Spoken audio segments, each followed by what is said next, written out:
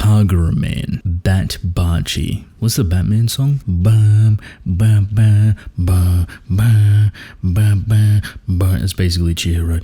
Ba ba ba ba. There's a ton of context in this chapter that I really like that has been provided previously a lot of different times. Pretty much the whole 50 chapter run that we've had so far has given like consistent pieces of context for this very moment here. I love this. If you're wondering what I'm talking about, it's in regards to his father and the sword bearers, the enchanted blades, the war veterans, right? The heroes that people claim them to be and the killers that they actually are. There's a very weird discrepancy between them, which is only acknowledged by usually themselves. People that see them as heroes are going to see them as heroes, but they never claim to be. And the reason for that is because the reality of war is that you kill people. Sometimes innocent people will get caught up in the act. So in here, I like how there's 2 points of different context. There's a story or play that the cinema is taking place in, talking about a hero called Sasuke, and then there's the reinforcement and context from Samura. They're different. They operate differently, but they each serve their own singular purpose on shaping Chihiro. See, from a very young age, it almost seemed like Chihiro idolized someone like Samura, a war veteran. But quickly, Samura noticed that this shouldn't be a thing. They killed tons of people. A majority of those people perhaps bad, but a percentage of them may be caught in the crossfire. This is a very valuable lesson for Chihiro. Don't get starry-eyed. It is simple but powerful. Carve out your own path. Be your own person. Stay true to the morals that shape and mold you over years, and don't fall down a path similar to ours. And I like how collectively they all kind of share that same sentiment. Chihiro's father included, and the enchanted sword bearers.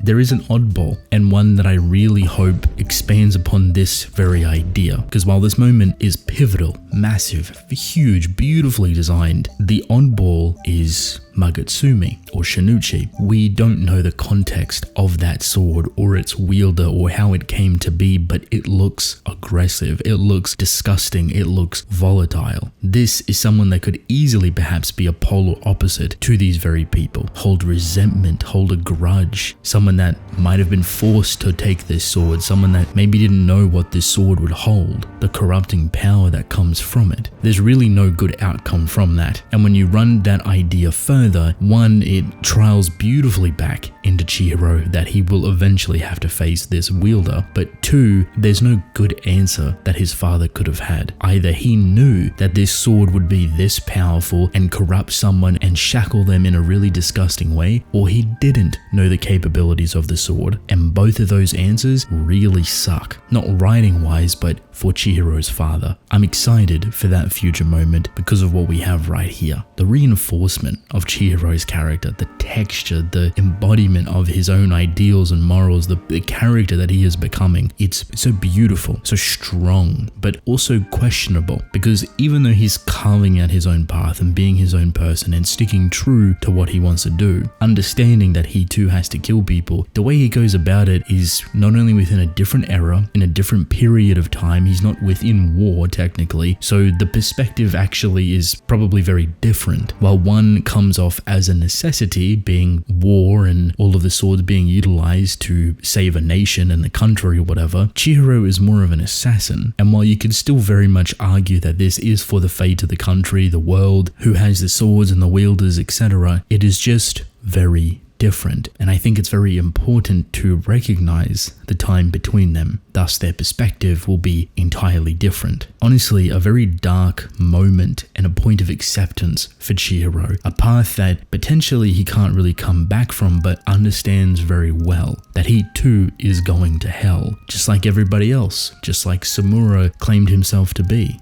Yet, he will drag everyone, including the Hishaku, down with him. And I would say perhaps that's the whole point. Self-sacrifice, willing to throw away his life, his pain, his position, his sword, everything to do as much damage as possible before trying to hurt anybody else. And what helps reinforce that happens only a handful of pages prior. See, this fight goes down exactly the way that you would think. It's kind of funny, to be honest. Hiko is a brat. He is snaky and slippery. He doesn't fight fair. I thought he was going to start throwing paper cranes through people's bodies, which, to be honest, almost happens. And I imagine he would actually do it if he didn't need to play passively. Instead, he's using everybody in the vicinity as a shield. All of the innocent people getting caught up, so Chihiro can't do anything. He can't attack properly, he can't even move properly, he can't find out where Hiko is because he's hiding behind a metric ton of paper. What do you realistically do?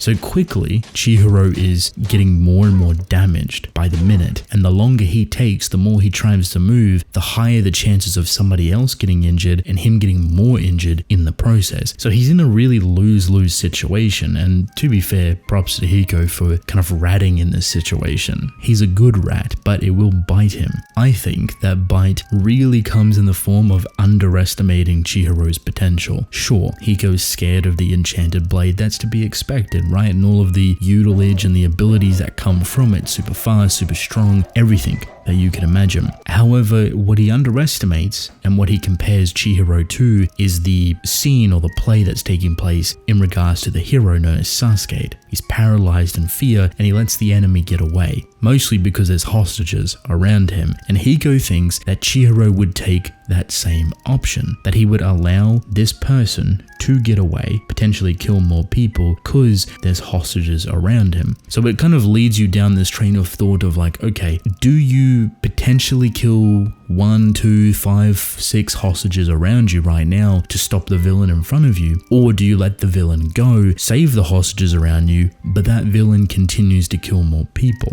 Morally, it's kind of a difficult question, but there is a third answer here, and one that Hiko does not think of. Chihiro in this context is indeed a Sasuke. Hiko is right, but what he gets wrong is how far he's willing to be that Sasuke, how far he's willing to try and be some sort of hero. And the point is that he's not actually a hero. In the context of that play is yes, a hero, but for Chihiro's sake, he doesn't view himself as one, and that he's willing to become a monster and fight like a monster without sacrificing anyone. So what do you think that would actually include? What makes it different? Well, he's willing to sacrifice himself, allow himself to get heavily injured, and to take all of the hardest corners and steps to get where he needs to go. See, this fight could have been easy. Chihiro could have avoided a lot of damage. He could have hurt a lot of other people. He could have ran. He could have fought. All of the other options, their results would have been injured or death of innocent civilians. So instead, Chihiro redirects it inwards. He sacrifices parts of himself, his defense, his ability to operate. He takes a lot of damage and catches Hiko within a moment by using Kuro, one of his abilities. And what you get is this crazy panel, like genuinely the most unique panel to come from Kagurabachi so far. It's just like a pitch black panel. You see a half face of Hiko just absolutely scared, Chihiro flying around behind him, and body parts going everywhere. This is something Hiko didn't expect. And the reason he didn't expect it is because he underestimated Chihiro's willpower to sacrifice himself to become said monster. So to put simply, you're dealing with someone that is willing to sacrifice their life to drag everyone to hell with him. As long as he can refrain from causing harm to others, he's good. And what you get is just like a beautiful kind of close off to this whole situation. Like Hiko is stunned. He's done. He's dusted. There's no way he's escaping from this. His whole arm has also been cut off. So it beats me if he can even use his ability. I am surprised that this fight ended so quickly, that Hiko has taken a massive L. Realistically, I don't think anything happens from this unless he's able to teleport out of this situation or disappear or someone comes in to save him. But if you continue Hiko's character from here, I would love to see that. If you kill him off here, I mean, I guess I'd love to see that too. I think personally, I would want Hiko to stick around and to become a villain that evolves with Chihiro over time, but you don't necessarily have to do that now, especially with this chapter and how it brings everything full circle, how it reinforces Chihiro's state of character, state of mind, state of being. It's a pretty good send-off, to be honest.